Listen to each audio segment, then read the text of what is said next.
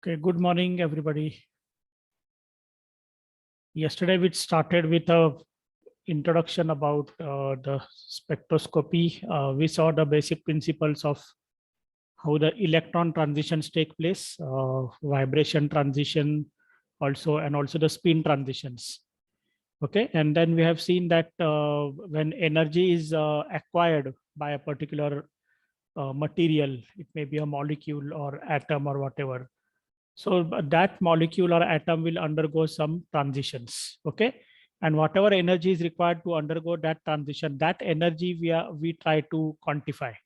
And that gives us the measure of how much amount of the particular material is present. Okay.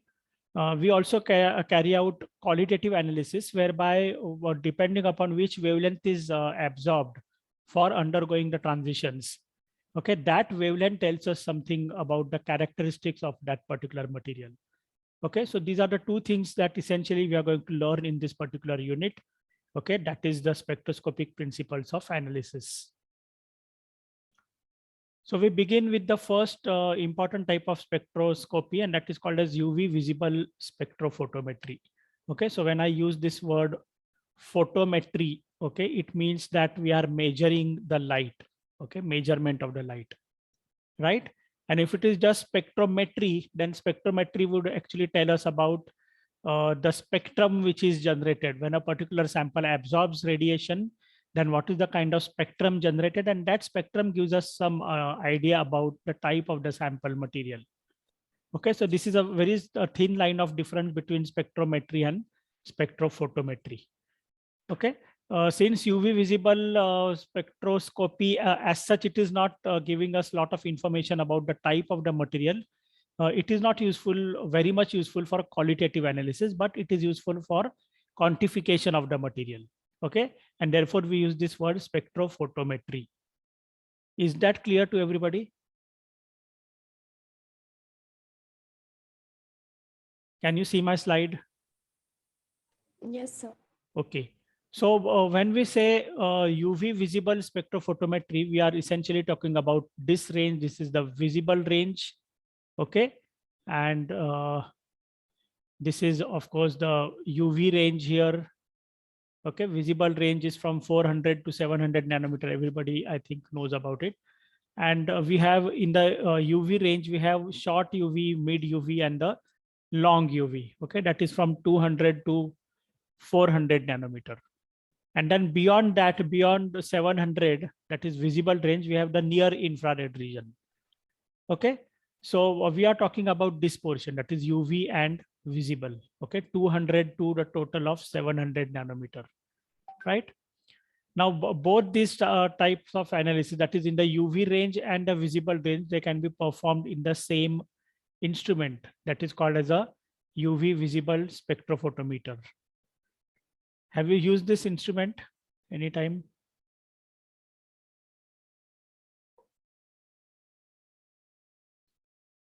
No, sir. You have not used UV visible spectrophotometer. Okay, so doesn't matter. We are going to use it in the institute whenever you join here. Okay. Okay, so now just look at this sentence which I have written here. Light is absorbed by the sample components. Okay, so whatever is the sample molecule, okay, this sample is going to absorb light. And why it will absorb light is because it wants to undergo some kind of transition. Okay, in this particular case, we are talking about the electronic transition. Do you remember yesterday I've told you about how the electrons gets excited when they absorb energy or radiation? Okay, and they would come back to the ground state. Okay, so we are not interested in the other part, that is coming back to the ground state at present. Okay, we are just talking about these molecule, the electrons which are absorbing the energy, and they undergo a transition. They go to the excited state, or they go to the higher energy level. Now, whatever light is absorbed by that species, that light we are trying to quantify in the UV visible spectrophotometer. Okay, of course, the wavelength of the light will depend upon the type of the sample. For example, DNA absorbs, I think everybody knows about it, that DNA absorbs 260 nanometer radiation. Do you know that? 260 nanometer. Okay, that is the UV light. Are you all aware about that? Yes or no? Yes, sir. Okay, and which wavelength does proteins absorb?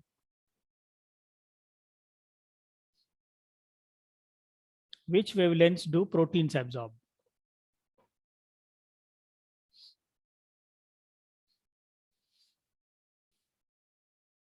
Nobody wants to answer that? That is 280 nanometer. Okay, so DNA 260 and protein 280 nanometer. So essentially, you should know that different types of molecules are going to absorb different radiation, different wavelength of the radiation. Okay, so that is a characteristic property or the feature of a particular molecule.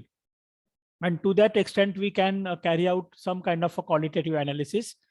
Depending upon which wavelength is absorbed, we are able to differentiate whether it is a DNA sample or it is a protein sample. To that extent, we can carry out qualitative analysis also.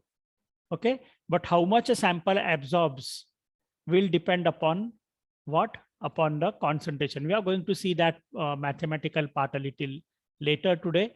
Okay, so initially we are just going to understand these lines which I have written here. So light is absorbed by sample components, and that is for carrying out the electronic transition. The electrons will go to the excited state. And then this is very important, that light is absorbed in proportion to the amount of that substance, that molecule. Okay, so whatever is the solute present in that solvent, we have a solution, isn't essential, isn't it? It may be an aqueous solution, or maybe it could be a non-aqueous solution also. Okay, so light is absorbed by that sample molecules in proportion to the amount of the sample. And this is the important feature which we are trying to make use of in order to quantify how much sample molecules are present in that particular sample. Okay, a given type of a molecule will absorb radiation only in the specific region of the spectrum. So this also I've told you when I gave you the examples of DNA and protein, that if it is a particular type of a molecule like DNA, for example, then it will absorb only a particular wavelength. That is what? That is 260 nanometer. Okay, why that radiation? Why only that radiation? Why not other radiation? Because that is the radiation which carries enough energy which will allow that molecule to undergo electronic transition. Okay, so whatever amount of energy is required for the electronic transition to happen, only that energy that molecule can absorb. Do you all understand that? Yes or no? Yes, sir. Okay. Yes, sir. Okay, Saida and Satish are saying they have understood it. What about the others? Yes, sir. Okay, Vaidehi, कौन बोल रहा है? Tejas. Okay, so I hope everybody has understood. If you don't understand it, please ask me immediately. Okay, you can interrupt me while I am talking. There is absolutely no problem. Okay. So yes, then whatever light is not absorbed, okay, whatever light it cannot be absorbed because there is a certain concentration of the molecules, and depending upon the population of the molecules present in that sample, they will absorb the radiation. The remaining radiation which is not absorbed is getting transmitted. Okay, that is, it is not absorbed, and this transmitted radiation is what is measured by a detector. Okay, we cannot measure how much is absorbed, but we can measure how much is transmitted. If we have a certain amount of light, incident light, which is falling on the sample, some amount of light will be absorbed, okay, depending on the concentration of that molecule, and whatever is not absorbed, that is detected by the detector, and that is how we are in a position to understand how much is absorbed by that molecular species. Is that okay? Yes or no?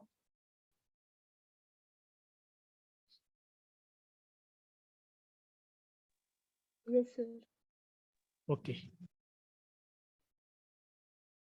So then let us go to the other theme, the rate of absorption or amount of light which is absorbed by the particular sample molecules.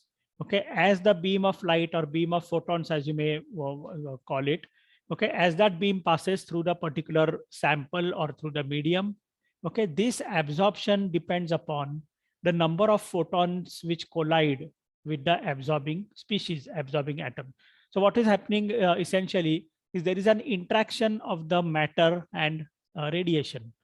I think somebody told me yesterday. Was it Vedika or कौन होता Vaidehi? I think she answered this yesterday. Okay, so there is an interaction of matter which is happening with the radiation, right? Now this interaction is, what is the interaction? The interaction is absorption of radiation. Why there is absorption of radiation? Because the molecule will want to undergo transition. Now that transition could be anything. It could be a spin transition, it could be a vibrational transition, it could be a electronic transition or anything. Okay, so here we are when we are learning UV visible spectrophotometry, it is all about electronic transitions which are happening. Okay, now in order to in order for that transition to happen, electronic transition to happen, there must be interaction, and because the interaction will take place only when there is a collision, isn't it? So light should fall on the sample molecule, isn't it? So how much will be the collisions? How much will be the number of collisions that will take place? That will depend upon the number of the molecules which are present, isn't it? Atoms or molecules, whatever you may want to call it. Okay, because sometimes the sample may be atomic in nature or the sample may be molecular in nature, whatever it is. So the number of collisions will depend upon the number of sample molecules which are present or interacting species which are present in the sample. Is that clear? Yes or no? Yes, sir. Okay. So now this rate of absorption can also be increased by increasing the number of absorbing species. Now, how you can increase the number of absorbing species? That is by increasing the path length. Okay. So now, just let me show you an example. Suppose this is the radiation of light. Can you see this object? Okay. This is the radiation of light which is falling on a particular sample. Now, this is my sample here. Okay, radiation is falling on the sample. Now, in order to increase the number of collisions, what I can do is either increase the number of molecules here, or the other thing is I can increase the path length of the interaction. That is to say, if I take a thicker object like this, now this is a thicker object. Okay, so the path length here, this length is more. Okay, the path length here was smaller. Can you see that in the video?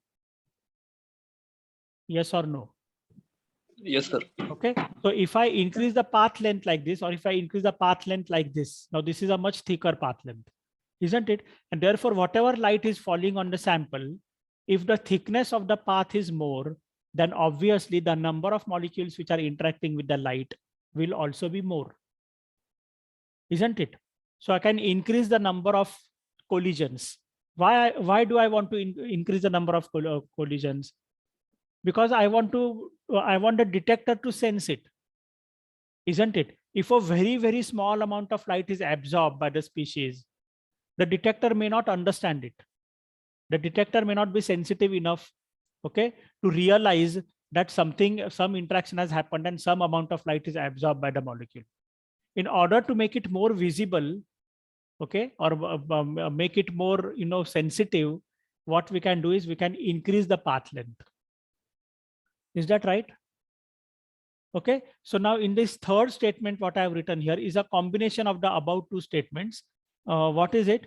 The number of absorbing species can be increased by doing two things. One is either you increase the path length, okay, so that more and more interaction of the light will take with the matter will take place. And the other is you can increase the concentration of the molecules. Is it right? Sir, the slide is not.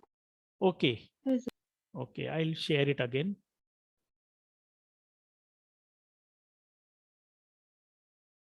Can you see that now? Yes, sir. Yes, sir. Okay, this was my earlier slide. Now this is my second slide for today. Okay, and what I've written here is the rate of absorption of light as the beam of photons passes through the medium depends on the number of photon collisions. Okay, and this number of photon collisions can be increased by increasing the number of atomic species, absorbing species. Okay, so if the concentration of the molecule increases, then there will be more and more absorption. The other thing that we can do is we can increase the path length. Okay, and therefore the combination of these two statements is like this, that we can increase the number of absorbing species by either increasing the path length or by increasing the concentration of the molecules in that sample. Is that clear?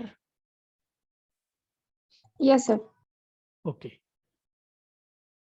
So now we have some mathematical expressions. Of course, these are not very difficult to understand. Okay, so do not get afraid of what comes here on the slide.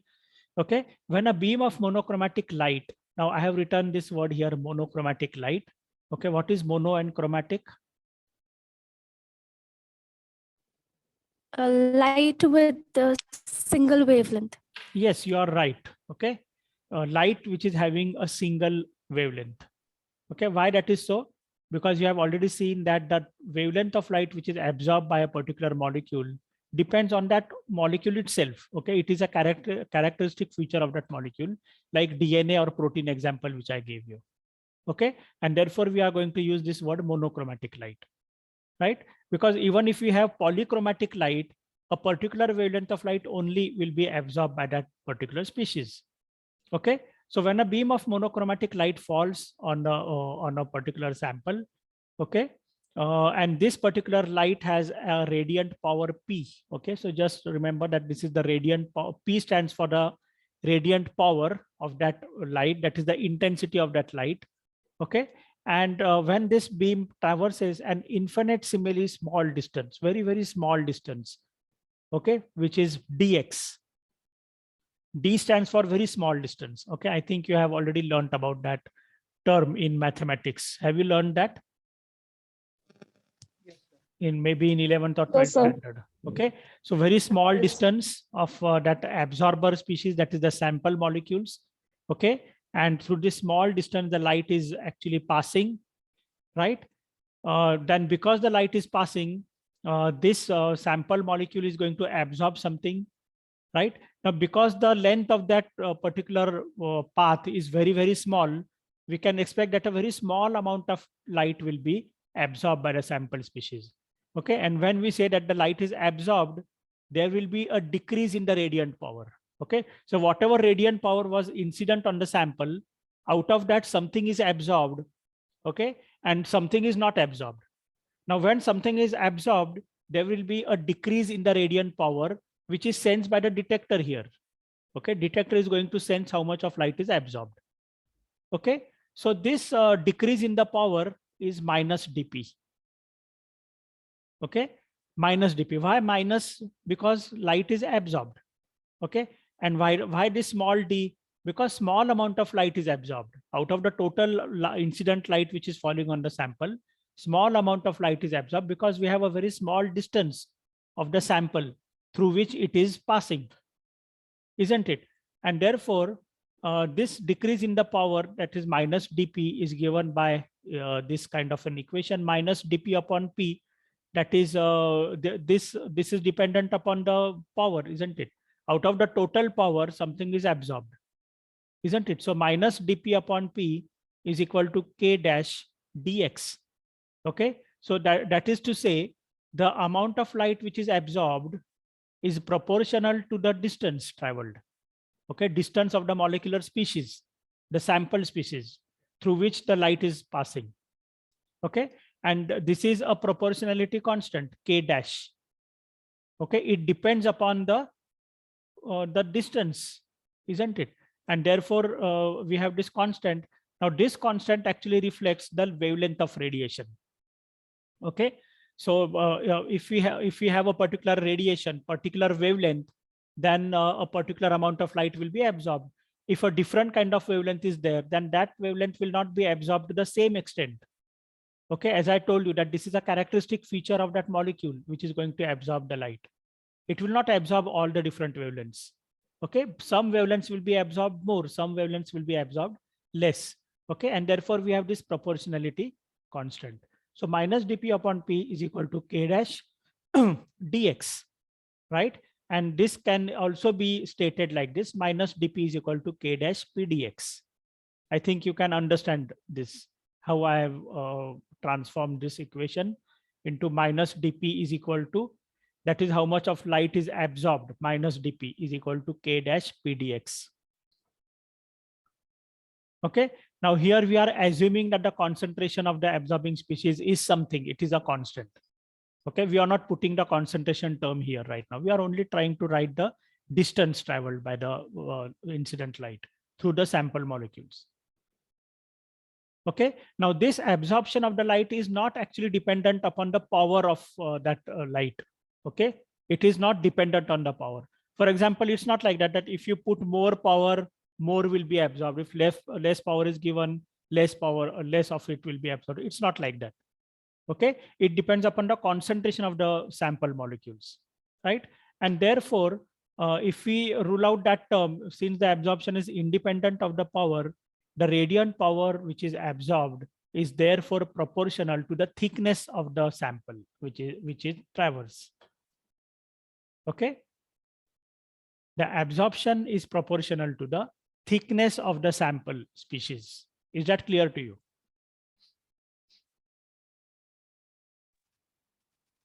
Yes, sir. Okay. If you are all through with that understanding, then we will go to the next slide. काही असेल problem तर मला लगेच विचारा.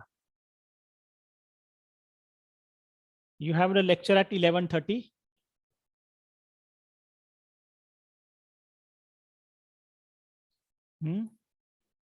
Do you have a lecture at 11:30?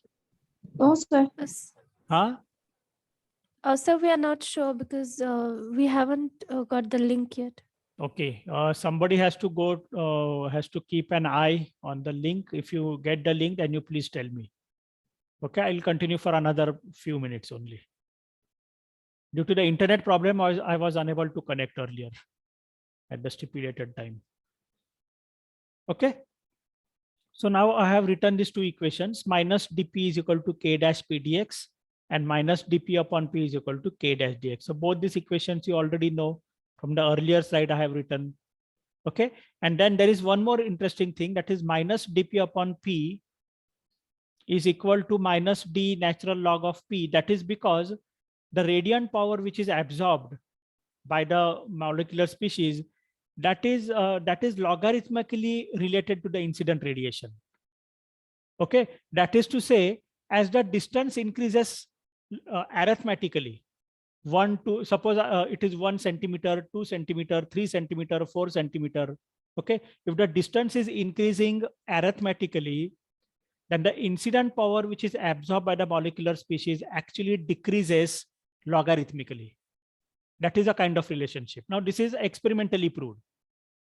Okay, so whatever is the amount of light which is absorbed by the molecular species, okay, or incident light which is falling on a sample, it decreases logarithmically as the distance increases arithmetically. Okay, and therefore I have put it like this in this equation: minus dp upon p, that is the decrease in the radiant power, is equal to minus d natural log of p, because it is logarithmically related.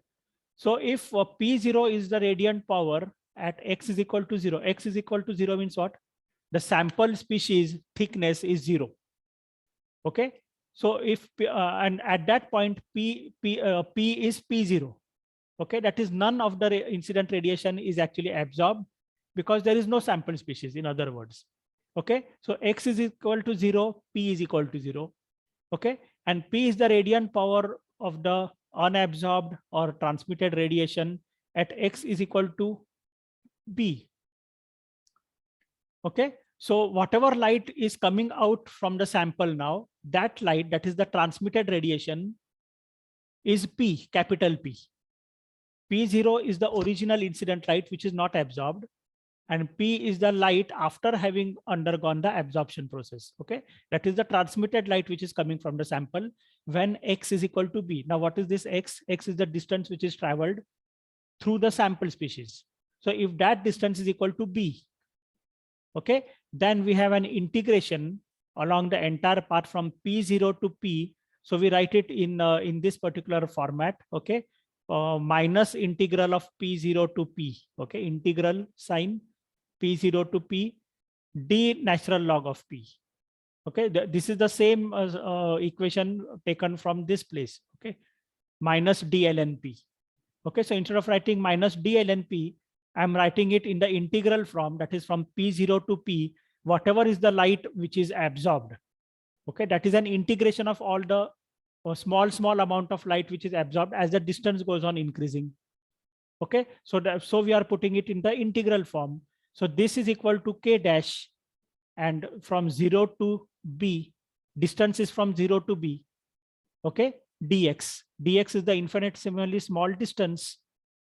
Okay, and that distance is actually B, but we are taking integral, that is at every point in that sample light is absorbed. Okay, so if you want to calculate what is the total amount of light which is absorbed, then it will be an integral of all the small amounts of light which is absorbed at every point in that sample, in that length. Is that clear to you? Okay, so this is an integral form of the equation which gives you the real picture of how much light is absorbed by the sample species. Right? So minus integral of P0 to P, d ln P is equal to k dash 0 to B, okay, integral of 0 to B of dx. Okay, and this equation now is called as the Lambert's law. I think you have already learned about Beer's and Lambert's law. Have you learned it? Yes, sir. Yes. Okay, so probably I do not know whether you have tried to understand the equation in this particular way, which I am telling you. Okay, have you learned it that way, or you have just memorized that equation? I do not know. Okay, now this integration equation, okay, integral equation, if I try to solve it, okay, then I can also write it as natural log of P0 to minus natural log of P. Okay, so integral of P0 to P actually means natural log of P0 minus natural log of P, and that is equal to natural log of P0 upon P. Okay, so I'm applying the integration rules here. Natural log P0 minus natural log of P is equal to natural log of P0 upon P, and that is equal to k dash B. Okay, so this distance which was dx, okay, from 0 to B, integral from 0 to B, so that is equal to B, because I'm trying to put all the small distances together, so the total distance now is B, because that was the distance which that light is traveling. Is that clear? So natural log of P0 upon P is equal to k dash B. Okay, and that equation actually tells you the same thing which I have already told you, that for monochromatic radiation which passes through an absorber species, okay, this is absorber, okay, not observer. Just try to understand the difference. Okay, when monochromatic light passes through a particular absorber, that is a molecule which has a certain concentration, constant concentration, then the radiant power which is falling on that sample will decrease logarithmically as the path length increases arithmetically. Okay, so this same statement is written in the mathematical form like this. Natural log P0 upon P is equal to k dash B. Is that clear to everybody? Okay.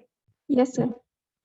So shall I stop now? Tomorrow we'll see about the Beer's law. Tomorrow, that is maybe on, I do not know when, Friday or Thursday. Tomorrow is Thursday, yeah. Actually, I'm on a leave tomorrow, so I'm not sure whether I'll be able to engage tomorrow's lecture, but preferably I think I will still engage it, even though I'm on leave. Okay, so before the lecture, I think my lecture is at 11:30 or something.